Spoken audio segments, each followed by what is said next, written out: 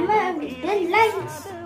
காலையில ஸ்நாக்ஸுக்கு பட்டாணி மசாலா, மதியானம் லஞ்சுக்கு புலாவ், அண்ட் இன்னொரு ஸ்நாக்ஸ் பிரேக்ஸ்க்கு நான் ஜூஸ் எடுத்துருக்கேன், அப்புறம் தண்ணி பாட்டில் அண்ட் பனானா. இதுதான் நம்ம வீட்டு லஞ்ச் இன்னைக்கு. ஏன் தெரியுமா இப்ப நான் வாட்டர் பாட்டில் காமிக்கிறேன்